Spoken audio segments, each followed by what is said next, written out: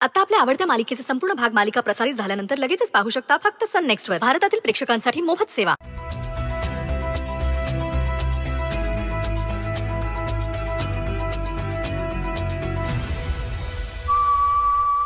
Excuse me, mister Devansh जागीरदार कुठल्या ward मध्ये? Straight जाऊन राईट जा, त्या वॉर्ड मध्ये आहे. थँक्यू. देवांश, तुला आठवत आहे तू लहान होतास ना तेव्हा तुला डेंग्यू झाला होता. खूप घाबरलो होतो तेव्हा आम्ही.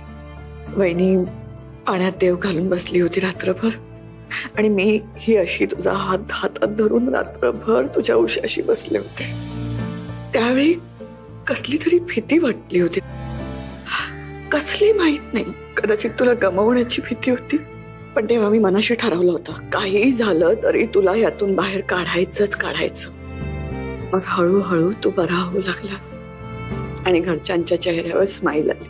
पण आज जेव्हा तुझ्या ऍक्सिडेंटची न्यूज ऐकली ना, माझ्या पायाखालची जमीन सरकली होती. मला कळेना काय करावं. पण मी ठरवलं होतं मी खचून जाणार नाही आणि माझ्या मुलालाही खचायला देणार नाही. या अशा गोष्टी ज्या आपल्या आयुष्यात घडतात ना, त्या आपली स्ट्रेंथ टेस्ट करण्यासाठी घडतात. And we have to rise about that.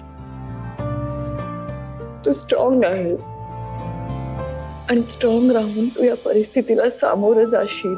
या सगळ्यातून बाहेर पडशील. वेडी म्हणत असशील ना तू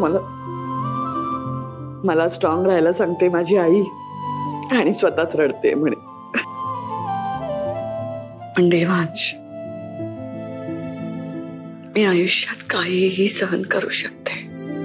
पण तुला काही झालं ना, मला सहन करताच येत नाही ते. पण नाही, असं होणारच नाही, कारण मी तुला काही होऊच देणार नाही. एकदा तुला बरं वाटलं ना की मी तुला रेस्टॉरंट मध्ये घेऊन जाईन. माझ्याकडून तुला ट्रीट. आपणच दोघं जाऊ रेस्टॉरंटला, छान गप्पा मारू आणि छान एन्जॉय करू, एकत्र वेळ घालू. किती दिवस झाले आपण दोघांनी एकत्र असा वेळच घालवला नाही. छान टाइम स्पेंड केलाच नाही एकमेकांबरोबर. जेव्हापासून ती मुलगी तुझ्या आयुष्यात आली आहे ना, तेव्हापासून नुसता त्रास, नुसतं इरिटेशन. Enough is enough. मी ठरवलं आता, ज्या गोष्टीमुळे माझ्या देवांशला त्रास होणार असेल ती गोष्ट मी तुझ्या आयुष्यात राहूच देणार नाही. तू आता काहीही बोलायचं नाहीयेस. आराम कर. तुला आरामाची गरज आहे. जास्त स्ट्रेस घेऊ नकोस. मी आहे ना, मी सगळं नीट करेन.